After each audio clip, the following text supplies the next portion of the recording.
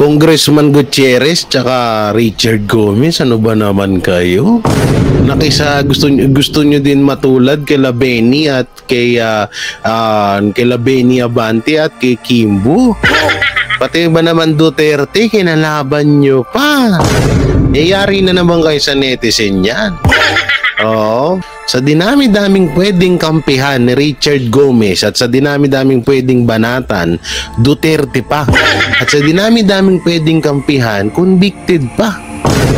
Pero feeling ko ba itong ginawa nilang to, eto na rin yung last term, kahuli-hulihang makakaupo sila sa gobyerno. So yun po mga banateros, mga kabiyaya, isang mabiyayang araw po sa atin lahat at welcome back to my YouTube channel. Jay Guevara TV nga po pala, isa sa mga banateros brothers, at eto pag-uusapan natin Richard Gomez, ipinagtanggol at kinalaban si Rodrigo Roa Duterte. Didighay pa ako. At eto si Congressman Gutierrez, the young gun. Talagang iritang-irita at kating-katina kay sa mga Duterte. At mukhang tinitiyak daw na dadalo or papadaluhin si PRRD sa Quadcom. Grabe naman. Grabe na yung mga nangyayari ngayon, no? Sana pasikatan na sila. Hindi napapansin nyo sa mga congressman, kanya-kanyang na sila. Kanya-kanyang anong man tawag dito, kanya-kanya na silang style para mapansin ng taong bayan. O kanya-kanya na silang style para may pangbuta sila sa mga Duterte. At ito si Richard Gomez, nakisali pa nga. Okay na sana tong si okay na sana tong si tawag dito si Representative Gutierrez, kasi alam naman natin talaga nakasamahan ito ay tuta or doggy bells ni Tambaluslos. Pero itong si Richard Gomez, bagay may pa hapyaw-hapyaw naman talaga to si Richard Gomez noon pa. Pero hindi to pinapansin ng mga netizen kasi nga kahit papano hindi naman masyadong garapalan. Kaso ngayon mukhang garapalan na talaga at iba na rin yung datingan nito. Ewan ko na lang, netizen na taong bayan na lang yung bahala sa inyo. Kapag naputukan kayo at nayari kayo ng mga netizen, matutulad kayo kay Benny Abante Damani at kay Estela Hermes Kimbo. Wala tayong magagawa kagustuhan nyo yan Kayo ang gumawa niyan para tawag dito, para kamuhian kayo ng tao. Hindi naman porket na parang tinatawag na hindi ayaw namin pa-question ang mga Duterte. Nandun naman tayo sa point na sige, questioning nyo, pero wag naman yung garapalan. Wag naman yung parang halos sa lahat na lang ata isisisi nyo sa mga Duterte. La ultimo at ang pagbaho ng utot nyo sa Duterte nyo isisisi. Parang napakapangit naman ata no? Parang hindi naman nata kaaya-aya yun. Samantalang bago tayo mapunta doon, eto silipin po muna natin yung mga napupusuan ng na kailangan na iboto. So ito po At syempre bago pala natin simulan, don't forget to like, share, comment and subscribe sa ating YouTube channel. Pakipindot na lang din po yung bell button para lagi tayo updated sa ating mga video araw-araw. Yung pag-like, pag-share at pag-join nyo sa aking join button, pag super thanks, napakalaking tulong po niyan para sa aming YouTube channel. Syempre pakidamay na rin po ang mga Banateros brothers, sila Banat Bay, Boss Dada, Cocholi, and Master Judea nandyan din. Ang mga bagong, hindi naman totaling bago, matagal naman na talaga sila nagbablog niya. Sila Kuya Goods, Calso TV, Boy Sardinas, Chris MTV, at sila Kai Spencer. So yun, dito tayo, mapunta tayo rito muna. Dito. Ayan, may kita natin dyan sa screen natin na PDP laban, mga guests na senatorial candidate. Eto, number 1 sa akin to, syempre. Pastor Apollo C. Kibuloy. Oo, yan ang isa sa mga napupusuan kong iboto. No? At ito, pangalawa, sa aking listahan na si Kong Rodante Marcoleta at isa din ho sa napakagaling na congressman. No? At pumapangalawa sa aking listahan ay wala na ho. Ay, sorry. Hindi, sorry pero kanya-kanya tayo ho ng iboboto. Wala tayong manduan. Kahit ako, wala rin naman akong pinipilit na kung sino yung iboto nyo. Pero kung halimbawa, kung gusto nyo sila Willie Ong, Chavit Singson, Attorney Vic Rodriguez, and Willie Revillame, choice nyo ho yan, sarili nyo yan. Basta ako dito sa picture na nakikita ko, dalawa lang ang akin dito. Si Pastor Apollo Kibuloy and Kong Rodante Marcoleta. Yan lang ang napupusuan kong gustong iboto. Pero tignan natin pag nakumbinsi pa nila tayo. Bebe time muna. Bebe time, hayop. Ay, magjowa. Yan, no? At ito naman ang mga opinion ng taong bayan dito sa post na to, no? Sabi dito ni Marlon Shia, yan big boat to Pastor and Marcoleta. Naku po, ayos na ayos yan. Eto naman, Marcoleta, big yun lang. Sabi ni Bingsky di Martalo. So dito ang daming pastor. Ay, grabe, Naku, Risa Ontiveros, kabahan ka na, day. Naku, Ma'am Risa, kabahan ka na diha. Oo, number 1 na si Pastor, paktay ka diha. Ayan, Pastor, ACQ for number 1. Pastor, Pastor Kibuloy number 1 sa family at sa mga kasama sa bahay. Ito, puro number 1 ako po. May delikado dito si Madam Risa. Oo, mukhang magna-number 1 si Pastor sa pagiging senator. Naku po! Andito rin, si Annalisa Esta. Ito hindi ito mga kayo JC member Oo, puro sila number 1 for senator. Both straight Team Duterte at PDP laban para sa bayan. For the win, Pastor Apollo Kibuloy, sabi ni Carlo Garbida. Katiil. Ayan, butang ina, grabe to. Maraming iiyak talaga niya. Hindi, alam niyo ako, kayo ba? Nararamdaman niyo yung nararamdaman ko. Excited na ako sa darating na eleksyon. Wag lang sana kung mangyari na dayaan, Kasi pero sinur naman sa atin ng COMELEC, katulad niyo sa mga OFW, yung parang online voting nila, wala naman daw mangyayaring hack-hakan or mangyayaring sabotage. Mangyayaring dayaan sa mga boto ng mga hero abroad, ng mga mahal nating OFW, So, sana magkaroon pa rin, hindi pa rin tayo nawawalan ng pag-asa na sana maging patas ang botohan at hayaan natin ang taong bayan ang magpasya kung sino ang kanilang ihahalal. Katulad nito, di ba? Marami pa yan dyan ng mga picture at andito, senatorial aspirants for 2025 midterm election. Nandiyan si Richard Mata. Sino to? Si De Alban, si Nahar Salih, si Cabo Negro, iboboto ko rin to, si Bonifacio Busita, boto natin yan. At nandito putang ina, sino to? Francis Leo Marcos ang puta. Takbo pala, ilayo pa ko yan. At nandyan din yung Kakampinoy senatorial list for the 2025 midterm election. Nandito si Bamakino, Kiko Pangilinan, si Mendoza, si Attorney Luke Espiritu. Sa mga hindi ko nakakaalala kay Attorney Luke Espiritu, pero hindi ko na rin masyadong papaalala sa inyo. Siya po yung nakasagutan ni Larry Gadon. Siya po yung nakasagutan ni Larry Gadon. At nandito si Wilbert Lee, si Sonny Matula, ito naman yung isa pa, si Lodi de Guzman. Siyempre, ang convicted sa lahat ng tumatakbo.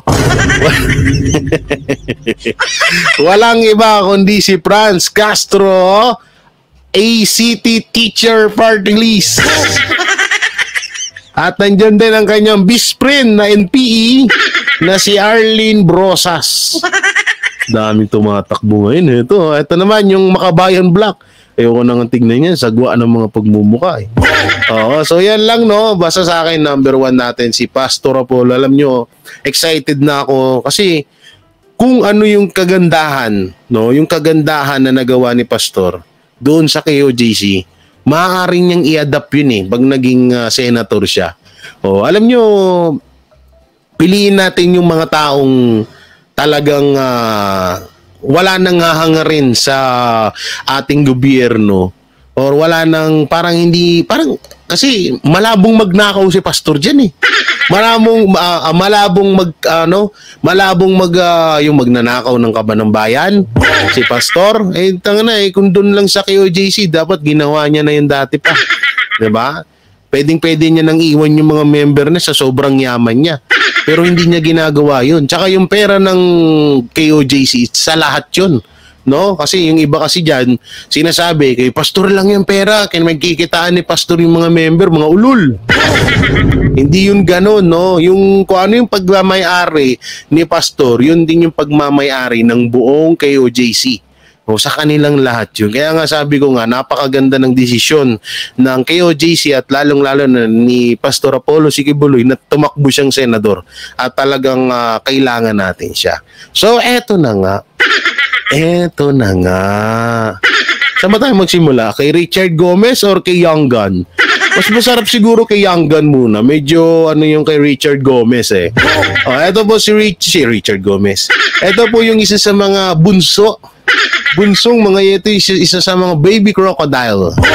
Eto mga itatanong kay ex-president Rodrigo Roa Duterte kung dadalo sa Quadcom. Tinitiyak na educated. Wow, educated. So ibig sabihin, ninamin na pala ni Gutierrez na hindi educated yung mga tanungan ng mga kasama niya. Ganun ba? Ganun ba yun? Hindi, nagtatanong lang naman. Wala mo siguro masama magtanong, di ba? Di ba? Wala mo siguro masama magtanong.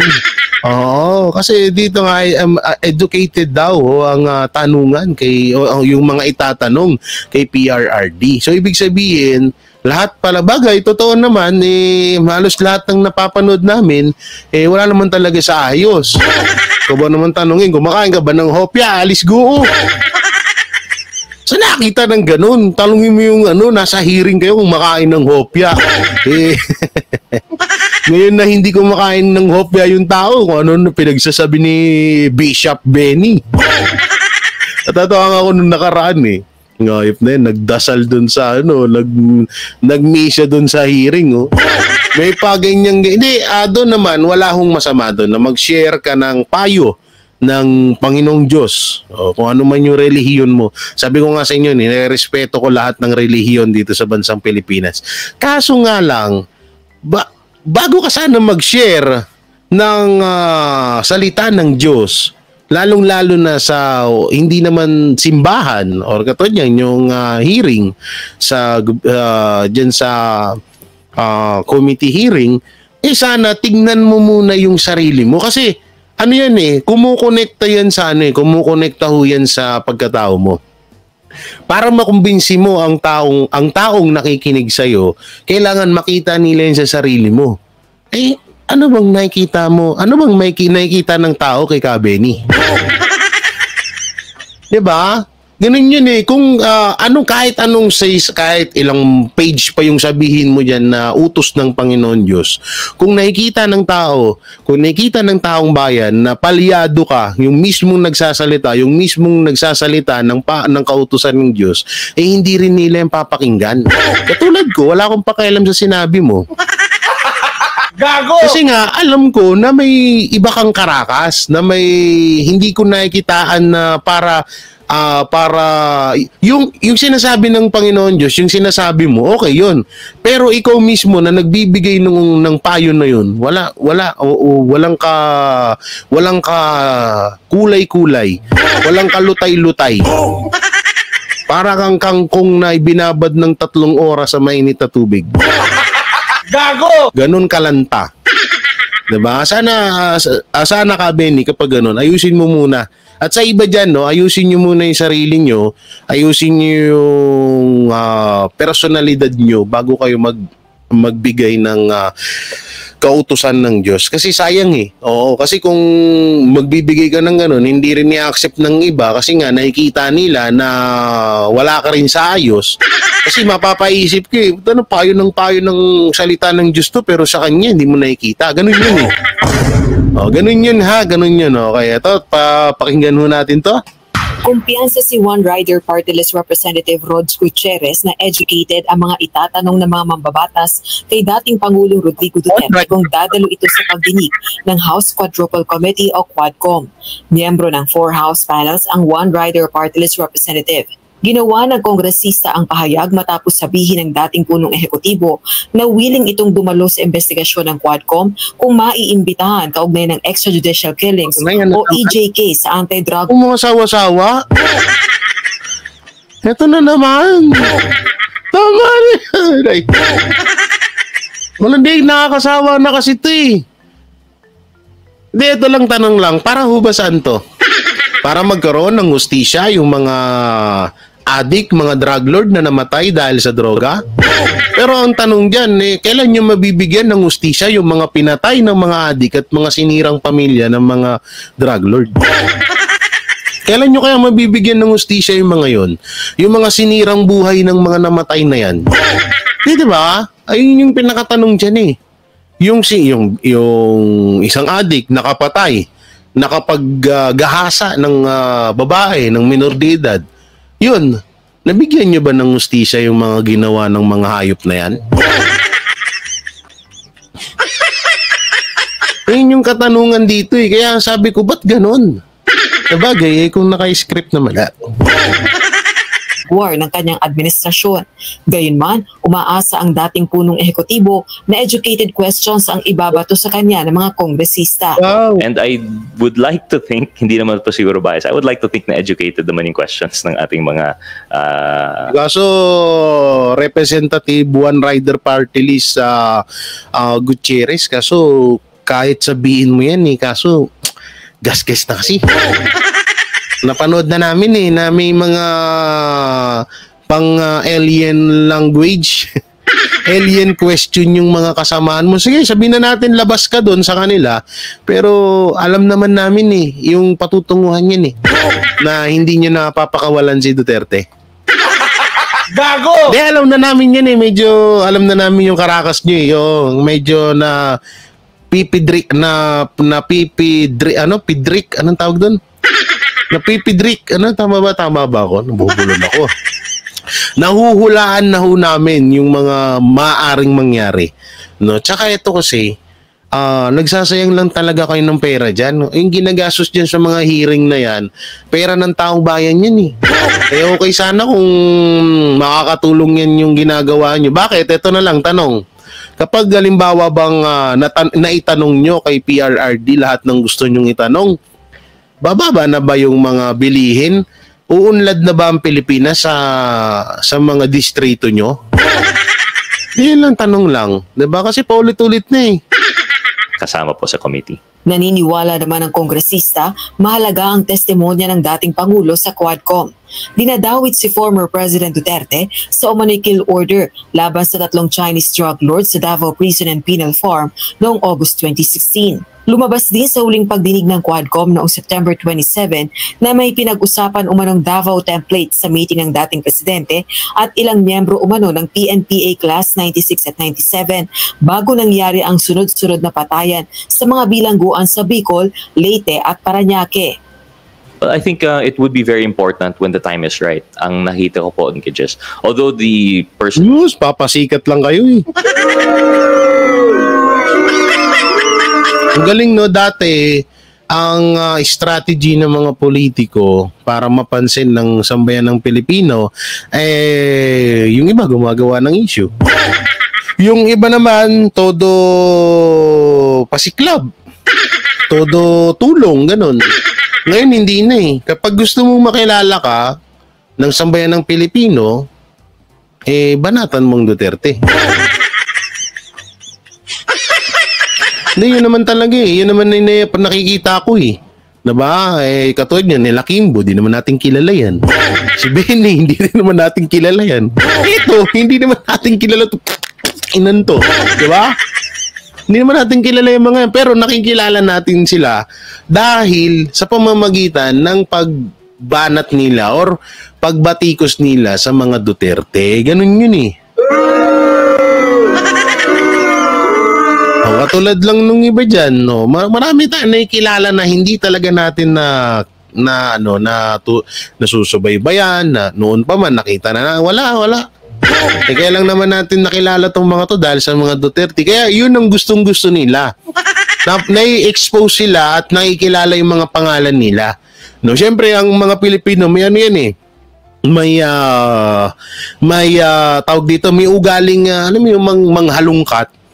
Mga kalkal ng mga baho. Ugali na nila yun eh. So ngayon, ang ginagawa ng ibang mga, yun nga lang, hindi nakapag-prepare ang ibang mga buhaya. Kasi ang gusto kasi mangyari ng iba dyan, sa nakikita ko, ang gusto mangyari ng iba dyan is kapag gusto nilang, pag nakilala sila, pag binatikos nila yung mga Duterte, so aalamin kung saan sila, kung sino ba sila. At number one, yung mga project na nagawa at kung okay ba to. May ganyan ugali yung ibang mga Pinoy. Kaso yung iba, katulad ng nila Benny, nila Kimbo at yung iba pang congressman, congresswoman na hindi nakapaghanda, nakalkal yung baho nila. Nga yung baho na na yung mga mamahaling relo, bag, tsaka sasakyan. Hindi lang sila masyadong naging prepare doon. Pero yung ibang mga congressman naman kinahangaan katulad yan ni Rodante Marcoleta, 'di ba?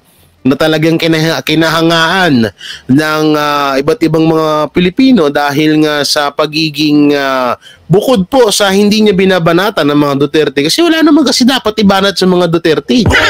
No? Bukod ho doon, alam naman ho natin na si Dante Marcoleta ay talagang napakatalino at napakagaling na congressman. Dahil nga ang pinaglalaban niya katulad yan sa aboto, tsaka walang kinikilingan. Katulad doon yan, yung hinahanap namin. O baka pwedeng pag-usapan nyo naman yung 6 trillion na budget ng Pilipinas. Yung 500 billion na ipinamudmud daw sa inyo. Yun ang bali-balita. Pinamudmud daw sa inyo para maging project nyo or gagawing para sa mga project nyo daw yung pera na yun. Bakit hindi yun na pag-uusapan? At kung ano ba ang nangyari sa pera na yun? Yun eh. Ngayon, diba, nalaman natin kay Marcoleta na about na mayroon palang ganung pera na natanggap na mismo. Yung 6 trillion na yun. Sabi remote, 6 trillion po yun hindi po billion. O sa mga hindi nakakalam search nyo na lang. Napag-usapan na rin natin nung mga nakaraan yun So ayoko nung balikan. So tuloy natin to. The name has been mentioned every now and then. If we see parang malayo pa po, nababanggit from the bottom level straight up to the top. So I think what you'd notice with the Quad, what we're trying to uncover, talagang hindi siya yung just because nabanggit yung pangalan, isasangkot na kaagad. We try to establish the base first. And I think that's... Wow! Kaya pala yung testigo nyo, si Kerwin drug lord. Why with this Quad hearing, we expect first to fully thresh out yung dun sa baba. That's why I believe, as with the question... I believe I can fly. Earlier, kung ano kaya ang mangyayari this Friday, I think we will still be threshing out the issues of the Davao template with Class 96 and 97 at the PNP 8. Puro kayo English na English, mga Pilipino, mga nakikinig sa inyo Gago! Ito, busit yung mga congressman ako nag-a-adjust sa inyo. Pag Tagalog kayo, hoy. Tayo na, puro kayo English. Kaya napag-aanuan tuloy, may mga conservative, ano bang tawag doon? May mga hinala ang taong bayan. Bakit doon nagiging ganito na tong mga to? Baka daw ayaw daw marinig ng mga Amerikano na kasi hindi nga maintindihan yung Tagalog, di ba? Kaya tignan nyo, pansinin nyo, si Marcos puro English magsalita yan. Para alam ng mga Amerikano ang sinasabi at galaw niya. Hinala lang naman ng mga Pilipino yun. Samantala, duda naman ang mambabatas kung makatutulong sa investigasyon kaugnay ng illegal pogo si Mary Ann Maslog alias Jessica Francis. Ito pala, may bago naman. May mga bago pala sila ngayon, ha? In fairness, ha? May mga bago na naman kami ko-content, ha? May mga bago na naman mabibisto, ha? Cisco, ang itinuturong suspect sa 1998 textbook scam. Ayon kay Maslog, bumiyahe siya patungong Indonesia gamit ang alias Francisco at top umano siya ng Philippine National Police Intelligence Group upang kausapin si Alice Go na sumuko na. Ang pahayag na ito ni Maslog, itinatanggi naman ng PNP. Iginiit ni Senator Bato de la Rosa na may nakarating umanong impormasyon sa kanya na may tao sa Malacanang na nag-uutos umano kay Maslog upang idawit sila ni dating Pangulong Duterte sa illegal pogos. Bagay na pinagdududahan ni Congressman Gutierrez. Ano pa ba sasabihin yan? Sure if Ms. Maslog would even have the personality to talk about Pogo. I think those are the first things that come to mind for me po, no? So I would be hard-pressed to believe that there would be any linkage. And di mo pala masyadong kilala, ba't duda ka? If there's no linkage... duda kung makakatulong si Maslog investigation ng Pogo. Sabi niya, hindi niya daw masyadong bago daw sa kanyang tapos ngayon duda ka. So why would she be tapped, no? Rosa Licoz, UNTV News and Rest. Ay, naku po. Dito naman tayo kay ako sa inyo, mga puro mga nyo. Di pa tago si PRD nang masupalpal kayo lahat dyan. Ito naman. Richard Gomez, pinagtanggol ang tukhang ni Digong sa harap ni Barbers na 360 ang pagbaliktad. OMG.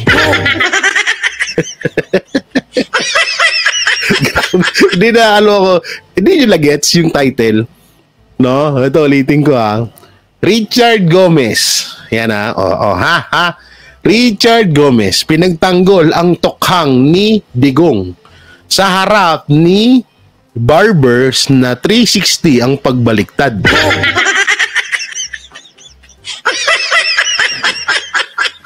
Kaninong channel to? Si Raulo ka din, Showbiz Chika no? Si Showbiz Chika Doro to 360 yung pagbaliktad ba? Kasi si Barbers, dating Duterte naman yung mga yan Ngayon, biglang nagsisimplangan So, panoorin natin to. Humarap sa pagdinig ng House Quad Committee ang self-confessed drug lord na si Kerwin Espinosa na kung tawagin na ngayon ng mainstream media ay pinaghihinala ang drug lords na lamang daw. Wow? Sa kanyang opening daw? Alleged drug lord? Statement, nanawagan siya ng katarungan para sa mga biktima ng umano'y extrajudicial killings noong nagdaang administrasyon. Diba? Sabi ko sa inyo, kung dati, mga drug lord ang pinupuksa ng administrasyon, ngayon, mga drug lord naman yung pinagtatanggol. Pinapakinggan naman ng mga mambabatas na tumatayong mga abogado ng Norco politicians at Chinese drug lord. Sa naturang pagdinig, mariing itinanggi ni Kerwin Espinosa ang mga alegasyon na isa siyang drug lord na kasama sa narco list na isiniwalat ng nooy Pangulong Rodrigo Duterte. Sa pagpapatuloy ng pagdinig ng House Quad Committee ngayong Biyernes, aminado si Espinosa na dati siyang gumagamit ng ilegal na droga subalit itinigil niya na daw ito ng halos 22 taon na ang nakakaraan.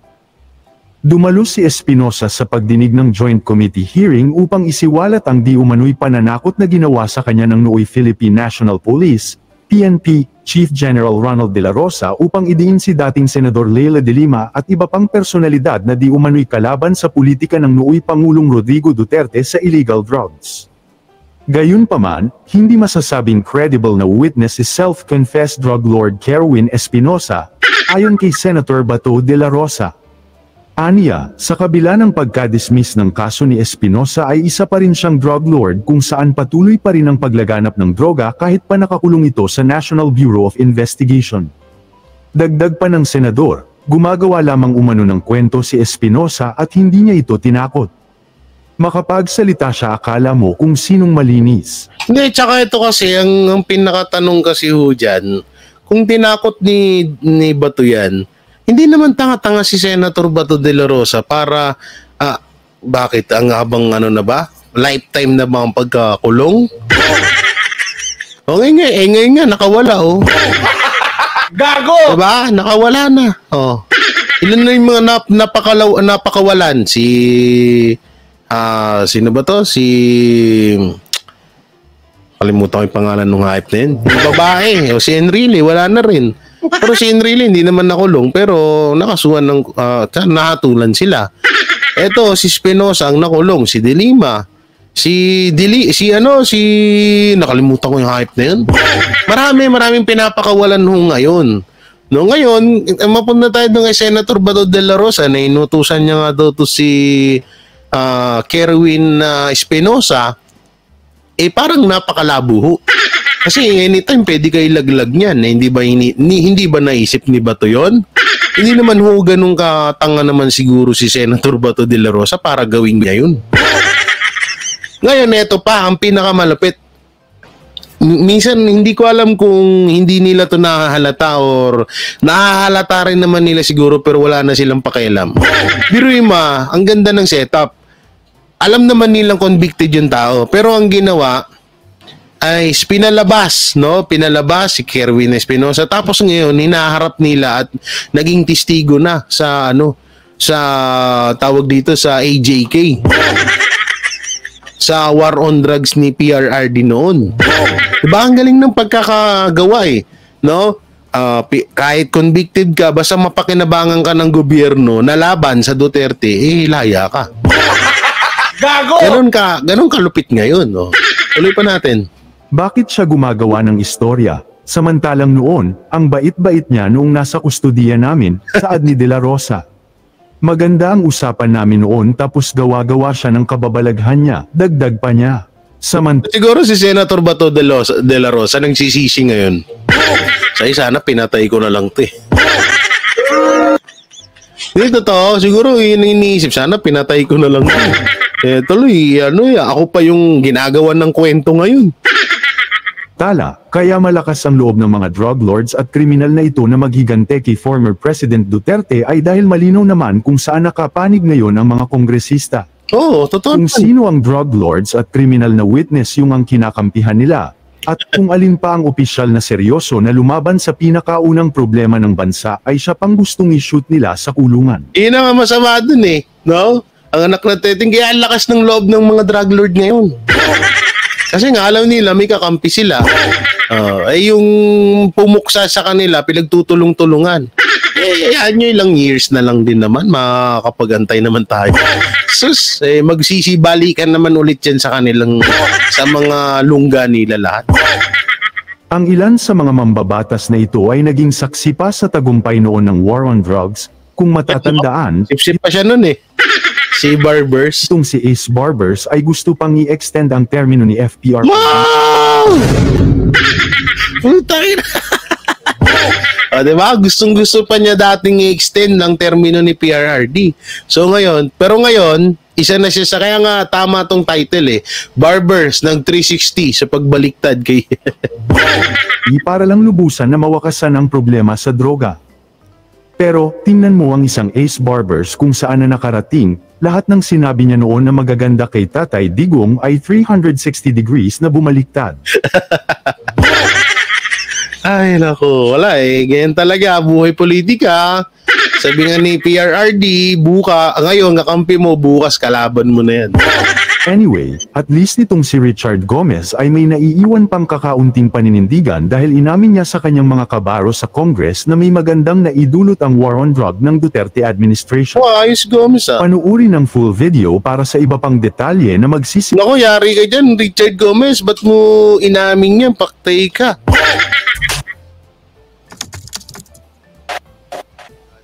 In the Senate, you mentioned 3 million and here you mentioned 4 million. May paiyak-iyak pa eh, no? Ang sinabi. Tingnan mo yung post sa Facebook, 2.1K ang tawa. Samantalang yung angry 44. Ito sa Senate, 4 million. Hindi 3 million. Hindi. So, Hindi po, your Mr. Colonel Chair. Marcos is lying. Wait, Colonel Marcos is lying. Opo. Basta ang sinabi ko sa Senado, 4 million. 3 million. Yung sinabi niya. Pagkatapos, tumawa ako kasi O ba? Huli agad eh, no? Dito may video sa baba na dating nung hindi pa senator si Bato de la Rosa, 3 million ang sabi niya. wala akong ganong pera. Kasi yung pera ko, sir, hinanda ko to para sa papa ko. Statement of PDEA, I think it is inaccurate for him to say that the drug fight or the drug problem did not improve during the drug war. Nako, yari ka, Richard Gomez. Matutulad ka kay Marcoleta. Ay, nako po. Pinagtanggol mo ang war on drug ni Tatay Digong, magyayari ka. Tanggalin sa committee yan. I can say that in my city, when I was mayor, nag-improve yung nag-improve yung situation namin during the drug war because yung police namin nagtrabaho talaga sila. As a matter of fact, during the course na marami silang hinuli, in less than 2 months, Mr. Chair, there are over 900 people who surrendered in front of my city hall when I was mayor. Why? Because natatakot to sila na mamatay and they surrendered. And because of that, the drug problem in Ormoc City bumaba talaga. So, it is not accurate that the Director General said na hindi nag-improve ang situation. At least in my part as mayor, and I can only speak for myself, nag-improve yung aming lugar. Kundi ang always the fighting spokesman of the President, former Congressman, now spokesman, Attorney Harry Roque. Ito yung panahon na sip-sip pa si Barbers kay Duterte. Ngayon, bumaliktad na. Yan. Puring-puring niya si Harry Roque. Pero ngayon, muhi na niya kinakamuhian niya na si Harry Roque, no? Galing eh, no?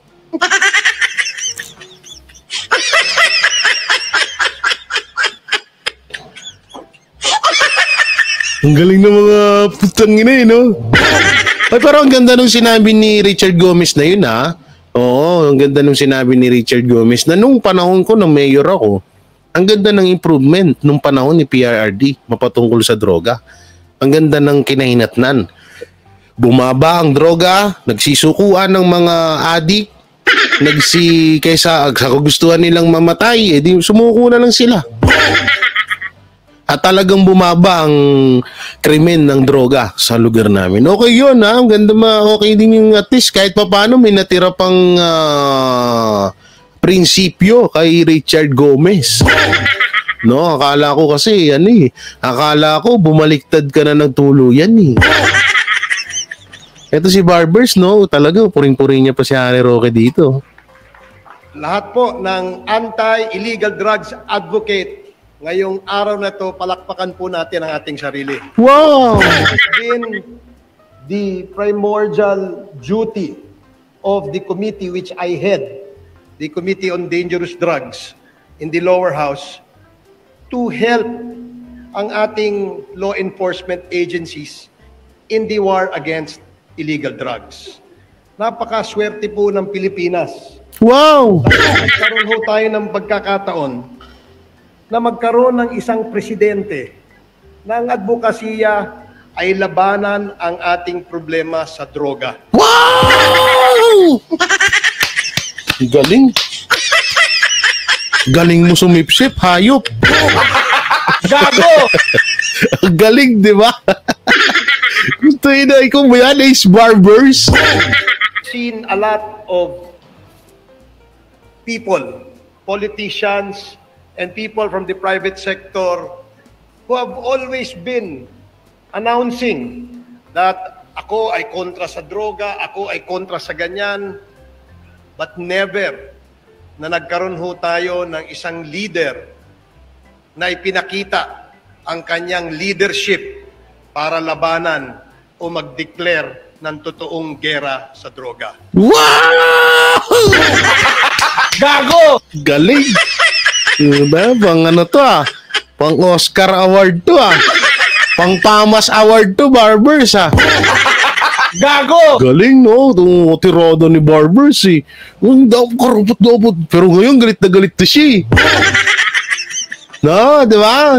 Nung nakaraan, may sinabi yan sa committee na panagutin daw ang dapat panagutin sa mga pagpatay sa war on drug. O dito, puring-puri niya pa si PRRD dito, no? O nga, si Tracy. Ngayon, guys, papangalanan na ho natin. Kung may Benny Damani, may Teacher Stella Hermes Kimbo, meron na pong the 360 man. Boy 360. Gago! Si Boy 360 siya, guys. Uy, Boy 360 ang hayo. Ay, naku po. Ewan ko sa'yo. Is Barbers. Mga pinaggagawa mo dyan, no? Ang dami mong learn. So mga banateros, mga kabiyaya, anong magiging komento nyo sa mga napanood nyo? I-comment nyo lang po dyan sa baba. Siyempre, don't forget to like, share, comment, and subscribe sa ating YouTube channel. Pakipindot na lang din po yung bell button para lagi tayo updated sa ating mga video araw-araw. At kung medyo nakakaluwag-luwag po kayo dyan, at kung may oras pa po kayo, pakipindot ang join button. May kita nyo dyan sa ating channel at Super Thanks.